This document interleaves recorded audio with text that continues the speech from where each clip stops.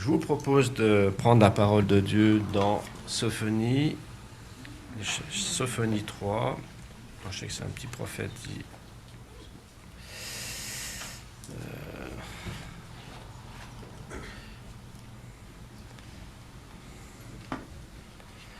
Bon, je vais le lire directement donc il va s'afficher.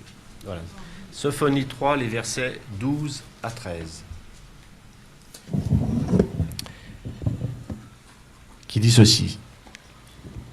Et je laisserai au milieu de toi un peuple humble et faible, et il mettra sa confiance dans le nom de l'Éternel.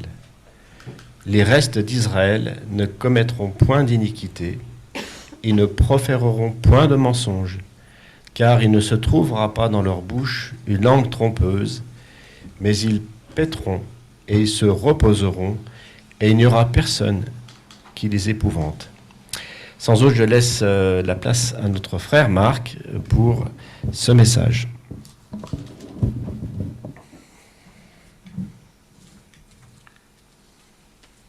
Eh bien, chers frères et sœurs, bonjour.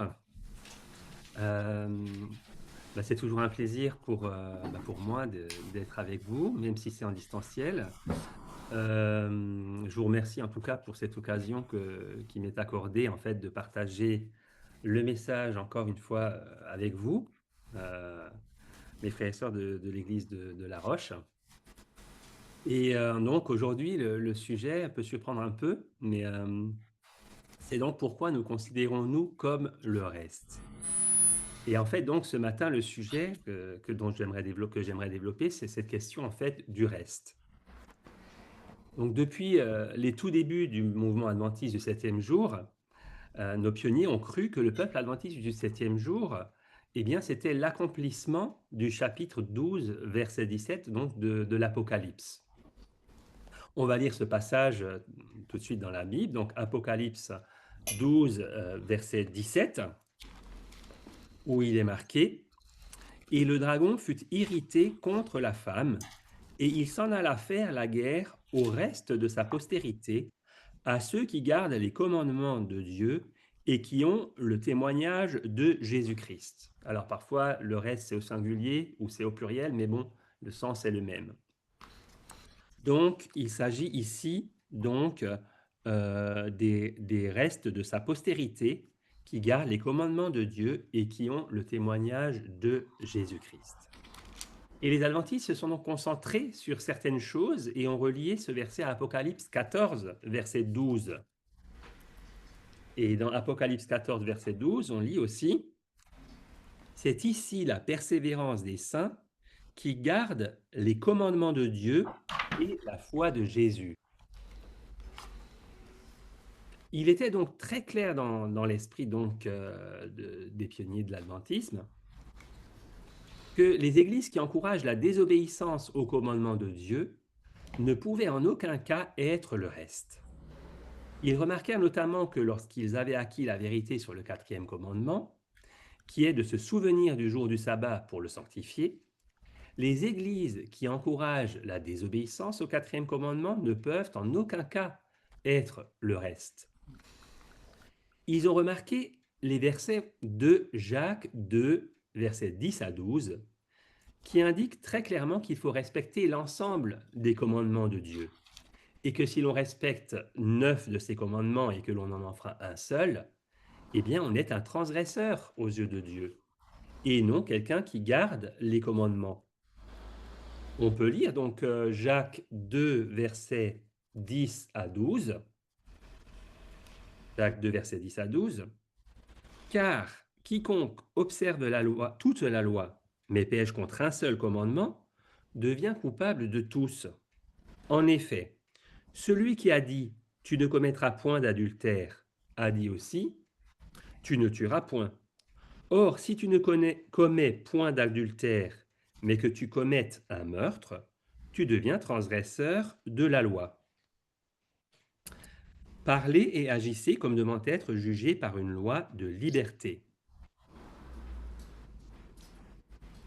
Donc, ils remarquèrent aussi que Apocalypse donc 12, verset 7, parle du reste comme ayant le témoignage de Jésus-Christ. Et ils notèrent qu'Apocalypse 19, verset 10, indique clairement que le témoignage de Jésus-Christ est l'esprit de prophétie. Les pionniers de l'Église adventiste du septième jour étaient de bons étudiants de la Bible. Et ils se souvinrent que lorsque Jésus s'adressa aux 2 disciples sur le chemin d'Emmaüs, après sa résurrection, il leur expliqua à partir de Moïse et de tous les prophètes les choses qui le concernaient. En d'autres termes, les prophètes témoignaient de Jésus, afin qu'ils puissent comprendre que le témoignage de Jésus était l'esprit de prophétie. Le mouvement de la seconde venue, le Second Advent en anglais, du Christ est basé sur les prophéties bibliques. Et en fait, Ellen White a écrit, elle a décrit en fait Daniel chapitre 8 verset 14 comme étant le fondement et le pilier central de la foi adventiste. Donc ce verset c'est, il est bien connu, 2300 soirs et matins, puis le sanctuaire sera purifié. Peu après ce grand désappointement, donc, qui mit fin au mouvement millérite le 22 octobre 1844, Dieu accorda l'esprit de prophétie à Ellen White afin qu'elle guide le mouvement adventiste. Peu de temps après, Joseph Bates, l'un des fondateurs de notre Église, parlait déjà de l'Église adventiste comme du reste, de la prophétie biblique. Et c'est un de nos pionniers, J.N. Andrews, qui définit clairement dans ses écrits les caractéristiques de ce reste. J'aimerais vous les présenter. Elles sont tirées donc de son livre intitulé « L'histoire du sabbat ». Alors je vais vous en donner la liste. Il a dit que ces sujets intéressaient particulièrement les personnes qui constituent donc ce reste. Alors, point numéro 1, l'accomplissement des prophéties. Ensuite, la seconde venue personnelle du Sauveur comme un événement imminent. Troisièmement, l'immortalité par le Christ seul. Quatrièmement, un changement de cœur par l'action du Saint-Esprit. Cinquièmement, l'observance du sabbat du 4e commandement. Sixièmement, la divinité du Christ comme étant le Fils unique engendré du Père. Numéro 7, l'œuvre médiatrice du Christ. Et enfin, le développement d'un caractère saint par l'obéissance à la loi parfaite et sainte de Dieu. Il poursuit en disant qu'ils sont très stricts en ce qui concerne l'ordonnance du baptême, croyant non seulement qu'elle exige que les hommes soient ensevelis dans la tombe symbolisée par l'eau, mais aussi que ce baptême est invalide s'il est administré à quiconque enfreint l'un des 10 commandements. Il parle ensuite du reste, qui croit en la direction de notre Seigneur, énoncé dans Jean 13, selon laquelle cela doit être observé en relation avec la scène du Seigneur. Et donc il s'agit là, bien sûr, du lavement des pieds, parce que Pierre voulait que Jésus lui lave non seulement les pieds, mais aussi la tête, etc. Mais il a dit, non, il n'y a pas besoin, celui qui est lavé est pur. Donc, c'était le lavement des pieds. Et le dernier point de sa liste était que les dons de l'Esprit énoncés dans 1 Corinthiens chapitre 12 et Éphésiens chapitre 4 étaient destinés à rester dans l'Église jusqu'à la fin des temps. Il a conclu en disant que face à une forte opposition, les personnes connues sous le nom d'adventistes du 7e jour se sont levées pour rendre témoignage au sabbat du Seigneur. Elles ont une tâche précise qu'elles espèrent accomplir. Il s'agit de préparer un peuple pour l'avènement du Seigneur. C'était l'enseignement de nos pionniers, c'était leur compréhension du reste. Or, ces dernières années, certains parmi nous se sont montrés très mal à l'aise avec le fait que les adventistes du 7e jour se considèrent comme le reste. Et je sais que l'histoire de l'église de Mornay, maintenant La Roche, est très liée à cette réalité, ayant dû prendre une position pour cette vérité au prix de l'exclusion finalement de l'église officielle. Et ils disent que se considérer comme le reste de la prophétie biblique est une forme d'orgueil spirituel, que nous nous vantons par rapport aux autres églises. J'aimerais vous lire les paroles d'une de ces personnes. Il disait en fait, c'est un ancien professeur de nos universités, je n'ai pas le nom, mais c'est un professeur. Beaucoup d'étrangers se sont avérés bien meilleurs que nous ne l'aurions imaginé. Nous avons découvert qu'il croyait souvent et témoignait de beaucoup de choses que nous croyions et dont nous témoignions, et parfois il le faisait mieux que nous. C'est un fait que la plupart de nos doctrines sont communes à d'autres chrétiens.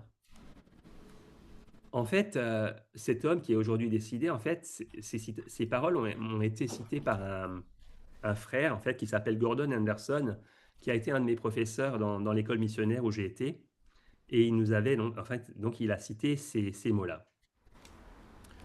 Et je crains en fait que ce manque de compréhension soit partagé par de nombreux dirigeants de l'Église adventiste du septième jour, aujourd'hui.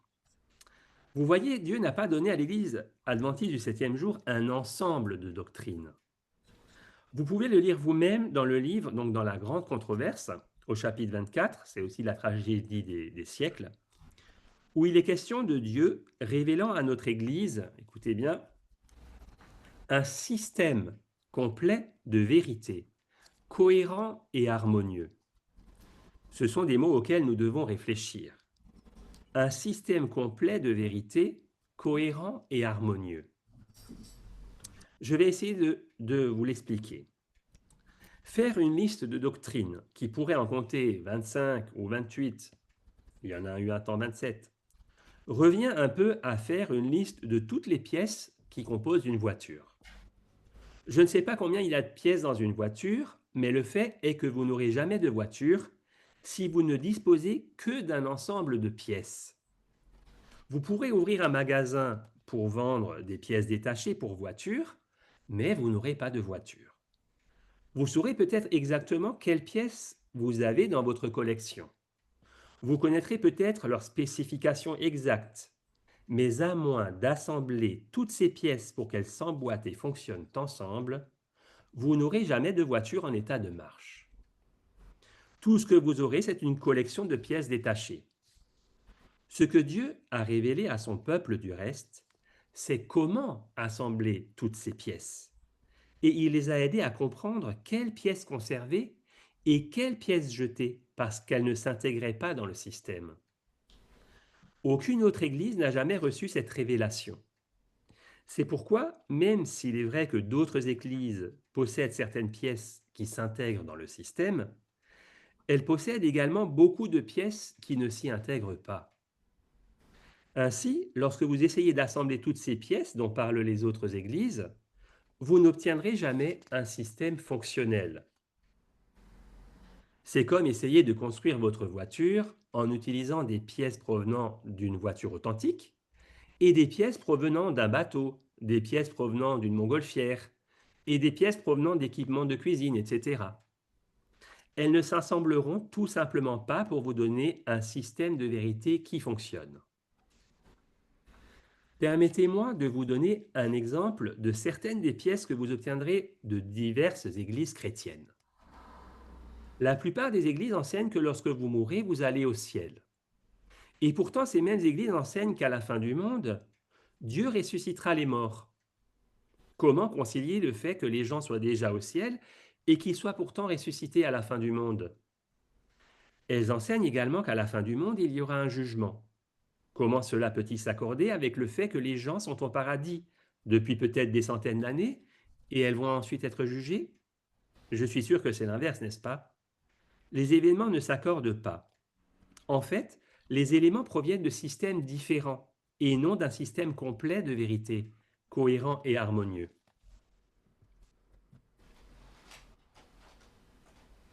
De nombreuses églises américaines, en fait, croient aujourd'hui que ce qu'elles appellent l'enlèvement, en ce qu'elles appellent l'enlèvement, c'est-à-dire que Jésus reviendra en secret pour arracher son Église au monde avant le temps de la tribulation.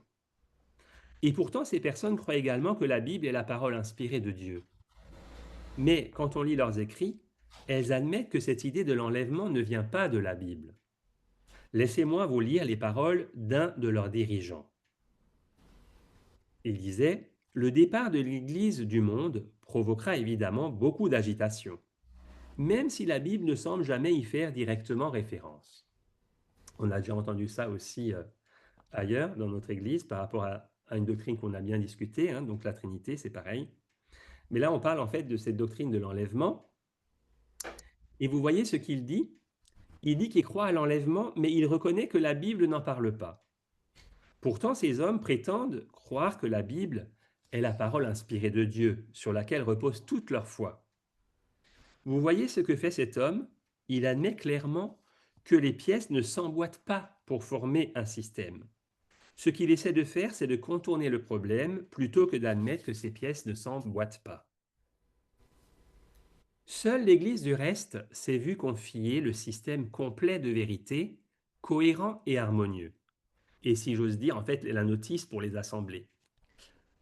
Vous ne trouverez le système complet de vérité, cohérent et harmonieux dans aucune autre Église aujourd'hui. Au contraire, leur tentative d'assembler des éléments provenant de divers systèmes différents ne crée pas un système complet de vérité cohérent et harmonieux, mais ne font que semer la confusion. Et c'est pourquoi une partie du message que nous avons reçu, eh bien, c'est de transmettre au monde que l'église que Babylone est tombée, en fait. Pourquoi Babylone est-elle tombée? Lisons la réponse dans Apocalypse 14, verset 8. On revient à Apocalypse 14.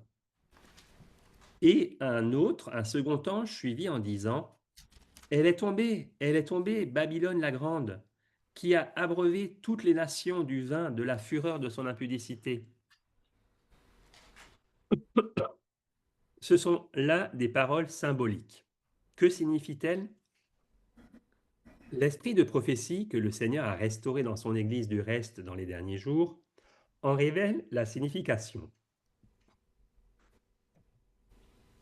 La coupe d'ivresse que Babylone présente au monde représente les fausses doctrines qu'elle a acceptées en raison de ses relations illégales avec les grands de la terre. Son amitié avec le monde corrompt sa foi et, à son tour, elle exerce une influence corruptrice sur le monde en enseignant des doctrines qui s'opposent aux déclarations les plus claires de la vérité. Ainsi, Babylone est tombée, parce qu'elle enseigne des choses qui ne s'inscrivent pas dans le système de vérité cohérent et harmonieux. J'aimerais que vous considériez toute cette question sous un angle différent. Supposons que vous ayez une Mercedes et que vous souhaitiez remplacer l'une des pièces usées.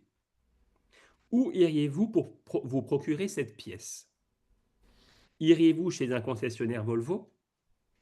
Si vous allez chez un concessionnaire Volvo, pouvez-vous être sûr que la pièce qu'il vous vendrait conviendra à votre Mercedes? Est-il judicieux d'aller chez un concessionnaire Volvo pour acheter des pièces de rechange de votre Mercedes? Mais c'est en fait ce que certains de nos frères adventistes ont fait ces dernières années.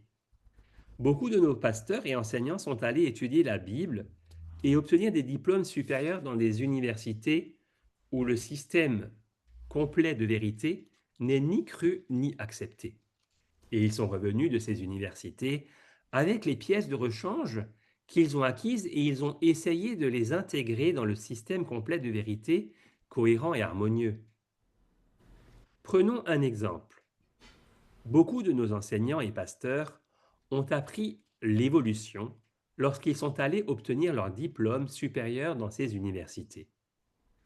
Ils sont donc revenus dans notre Église avec leurs millions d'années et ont essayé de les intégrer dans le système complet de vérité, cohérent et harmonieux. Mais cela ne colle tout simplement pas. Même s'ils le modifient pour l'adapter et l'appellent évolution théiste, c'est-à-dire évolution avec Dieu. C'est ce que signifie l'évolution théiste. Mais s'ils essaient d'intégrer l'évolution dans le système biblique de vérité qui est cohérent et harmonieux, cela devient soudainement disharmonieux, car dans le 4e commandement, Dieu lui-même a dit, car en 6 jours, Jéhovah a fait les cieux, la terre et la mer, et tout ce qui y est contenu, et il s'est reposé le 7e jour. C'est pourquoi Jéhovah a béni le jour du repos et l'a sanctifié. Je fais un petit aparté là, oui, j'ai dit Jéhovah. C'est la version ASV, hein. En fait, c'est parce que on a découvert récemment en fait que le terme biblique c'est bien Yahvé ou en français Jéhovah en fait. et que c'est dans la Bible d'Olivetan au XVIe siècle qu'on a remplacé en fait ce mot par soit le Seigneur ou l'Éternel, qui n'est pas un mal en soi, mais en fait, il faut savoir que le terme biblique, c'est donc Jéhovah.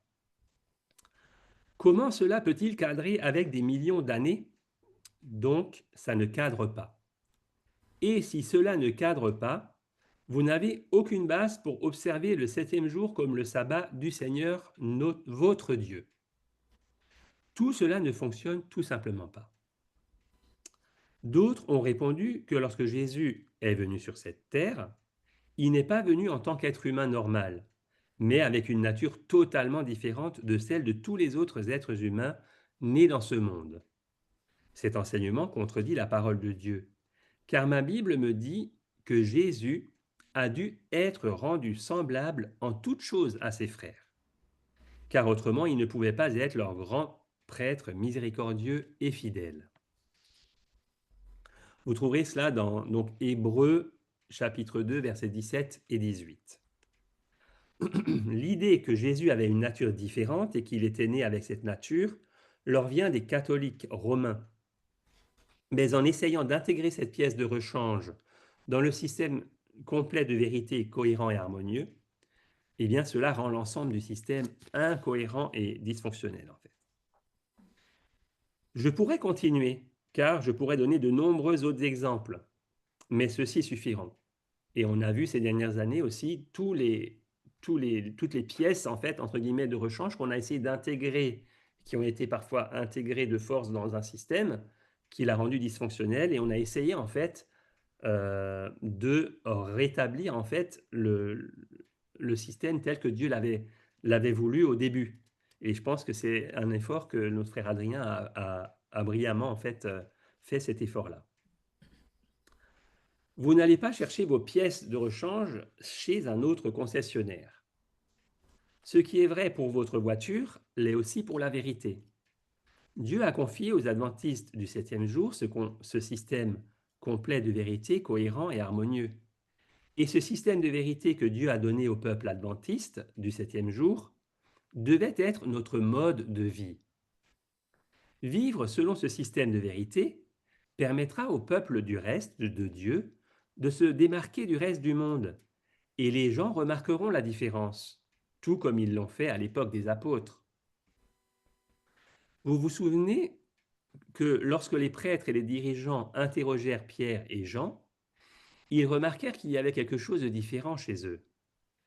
Oui, ils remarquèrent qu'ils n'avaient pas d'éducation, qu'ils n'étaient que des ouvriers ordinaires, mais ils remarquèrent qu'ils avaient été avec Jésus. Et le fait d'avoir été avec Jésus avait fait une différence pour eux. Et en fait, ce système complet de vérité, relié de manière harmonieuse, était ce que Dieu avait ordonné à son peuple du reste de partager avec le monde entier. Et les pionniers du mouvement adventiste l'avaient compris. Au début de notre mouvement, nos pionniers se réunissaient dans le cadre d'une série de conférences qu'ils appelaient les conférences du sabbat, afin de chercher à approfondir et à élargir leur compréhension du système de vérité. Ils étudiaient longuement et assidûment. Parfois, ils étaient en désaccord et parfois, ils arrivaient à un point où ils sentaient qu'ils ne pouvaient plus avancer et devaient se mettre à genoux et dire « Seigneur, montre-nous la vérité à ce sujet ». C'est alors que le Seigneur, par l'esprit de prophétie, leur montrait la voie à suivre. Au cours des 60 années qui ont suivi le grand désappointement de 1844, Dieu a révélé, par l'esprit de prophétie, une compréhension de plus en plus profonde et large de ce système de vérité. La plus grande révélation de ce système est peut-être venue au peuple adventiste du septième jour en 1888. Et, à notre honte éternelle, les dirigeants de notre Église ont rejeté cette révélation de Dieu. Depuis, plusieurs personnes ont tenté de la ramener, de la rétablir. Eh bien, malheureusement, en tout cas de la part de l'Église officielle, la grande Église, eh bien, ça a toujours été un refus. S'ils ne l'avaient pas rejeté, s'ils avaient accepté ce que Dieu essayait de leur montrer, La pluie de l'arrière-saison du Saint-Esprit se serait répandue sur le reste du peuple de Dieu. L'œuvre que Dieu avait confiée à son reste aurait été rapidement achevée, et Jésus serait revenu rapidement. Mais à cause de ce rejet, le peuple adventiste du 7e jour est toujours là aujourd'hui, aussi loin d'achever l'œuvre de Dieu qu'il l'était il y a maintenant 180 ans. Vous vous rendez compte, si on avait dit à nos pionniers que presque 2 siècles après, eh bien on serait encore dans ce monde, eh bien c'était une grâce qu'ils ne le savaient pas, je pense. Et c'est la tragédie de notre peuple. Car lorsque le peuple du reste de Dieu vit et proclame le grand système de vérité connecté et harmonieux, la puissance du Saint-Esprit agit avec leurs efforts pour achever l'œuvre de Dieu.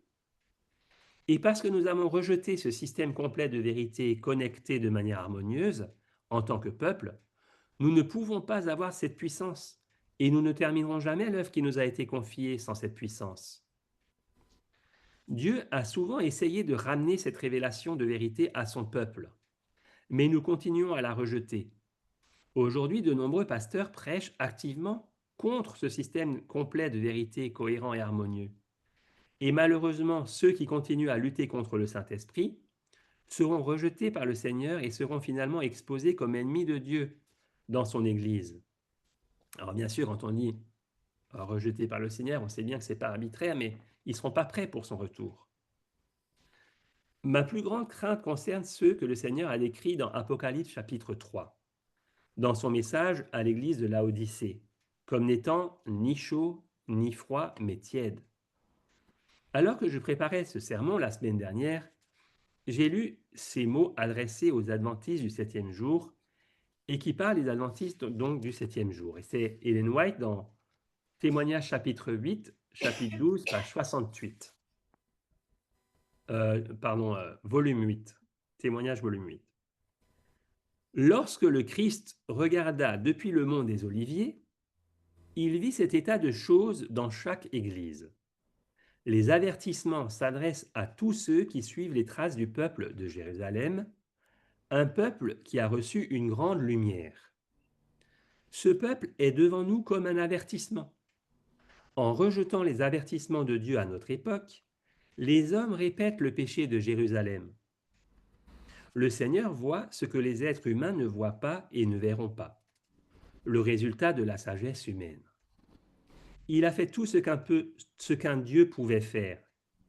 Il a fait briller la lumière devant les yeux des hommes, afin que leurs péchés n'atteignent pas le point où le repentir ne peut être ressenti.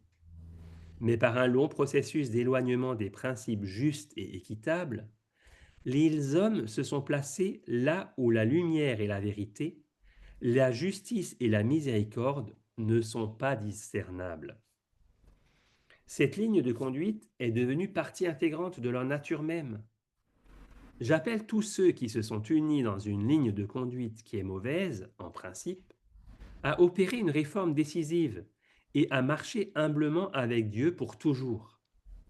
Ce ne sont pas des contes, mais la vérité. Encore une fois, je vous demande, de quel côté vous trouvez-vous? Si le Seigneur est Dieu, suivez-le. Mais si c'est Baal, suivez-le. Vous voyez, tant que nous essayons de mélanger l'eau de la vie, ce système complet de vérité, donc cohérent et harmonieux, avec le vin de Babylone, nous essayons en fait de servir Dieu et Baal. Et Élie a dit au peuple, « Choisissez aujourd'hui qui vous voulez servir. » En d'autres termes, placez-vous d'un côté ou de l'autre, car si vous essayez de vous placer des deux côtés à la fois, le Seigneur ne pourra pas vous approuver. Vous n'êtes pas à lui à 100%. Vous n'êtes pas à lui du tout, en fait. Le peuple qui se dit de Dieu sera-t-il son reste? Tous ceux qui se disent aujourd'hui adventistes du 7e jour, seront-ils son reste? La réponse est malheureusement non. Nous avons été avertis que la majorité de ceux qui professent la vérité abandonneront la vérité et ceux qui y adhèrent. Permettez-moi de lire ces paroles inspirées dans... Donc c'était Review and Herald de 11 janvier 1887, c'est aussi dans volume 5 des témoignages. C'est un texte bien connu. défendre la vérité et la justice lorsque la majorité nous abandonne, mener les combats du Seigneur lorsque les champions sont peu nombreux, tel sera notre test. En ce moment, nous devons puiser de la chaleur dans la froideur des autres. Cela vous semble-t-il difficile? Vous semble-t-il impossible de puiser de la chaleur dans la froideur des autres? Comment la Bible décrit-elle ce reste? Eh bien, on trouve cette description dans le texte qu'on a lu au début avant le sermon, en fait. Sophonie 3, versets 12 et 13. « Je laisserai au milieu de toi un peuple humble et petit, qui trouvera son refuge dans le nom de l'Éternel. Le reste d'Israël ne commettra point d'iniquité. » Le ou les restes, selon les versions. King James dit le reste. « Il ne dira point de mensonge, et il ne se trouvera pas dans leur bouche une langue trompeuse. Mais ils paîtront, ils se reposeront, et personne ne les troublera. » Ne vous attendez pas à trouver facilement le reste parmi toutes ces foules triomphantes qui, réunies lors de grandes sessions de la conférence générale, chantent « Nous avons cette espérance ». Il y en a certainement qui sont là, mais attendez-vous plutôt à ce que le reste soit affligé et pauvre, méprisé et rejeté par les hommes, tout comme Jésus a été méprisé et rejeté. Mais regardez au-delà de ces choses et voyez la réalité du reste. Ils ont confiance dans le nom du Seigneur. Ils ont appris à vivre par la foi. Ils savent par expérience ce que signifie devenir juste par la foi. Ils ne commettent pas d'iniquité. Le mot biblique traduit par iniquité signifie littéralement enfreindre la loi de Dieu. Le reste sont ceux qui renonceraient à enfreindre la loi de Dieu parce qu'ils aiment trop le Seigneur pour pécher contre lui. Et en fait, il y a un enfant qui a dit un jour, en fait, se repentir, c'est être tellement désolé en fait de ce qu'on a fait qu'on ne le refera plus jamais. Et en fait, c'est ça le vrai repentir. Le reste ne ment pas. Il n'est pas trompeur. Il ne dit pas les choses d'une certaine manière en espérant qu'on les comprenne autrement. Cela, c'est la tromperie. Et la tromperie, c'est mentir. Vos paroles peuvent être sincères, mais vous essayez de donner une fausse impression aux gens par vos paroles. Jésus n'a jamais utilisé la tromperie et son reste n'utilisera pas la tromperie. Ses disciples, eh bien, ne vont jamais vous induire en erreur. Vous pouvez faire confiance à ce qu'ils disent car ils suivent celui qui a dit « Je suis le chemin, la vérité et la vie ». Et quoi qu'il leur arrive, ils savent qu'ils suivent le bon berger. Avez-vous remarqué la ressemblance entre le psaume 23 et les paroles que j'ai lues dans Sophonie? Permettez-moi de les relire. Alors dans Sophonie, « Mais ils paîtront, ils se reposeront, et personne ne les troublera. » Et on lit dans psaume 23, « L'Éternel est mon berger, je ne manquerai de rien. Il me fait reposer dans de verts pâturages. Il me dirige près des eaux paisibles. Il restaure mon âme. Il me conduit dans les sentiers de la justice, à cause de son nom. » Personne ne peut effrayer le reste, car le Seigneur est leur berger et il veille sur eux. Lorsque vous rencontrez les adventistes du 7e jour, comme eux, vous savez que vous avez trouvé le reste.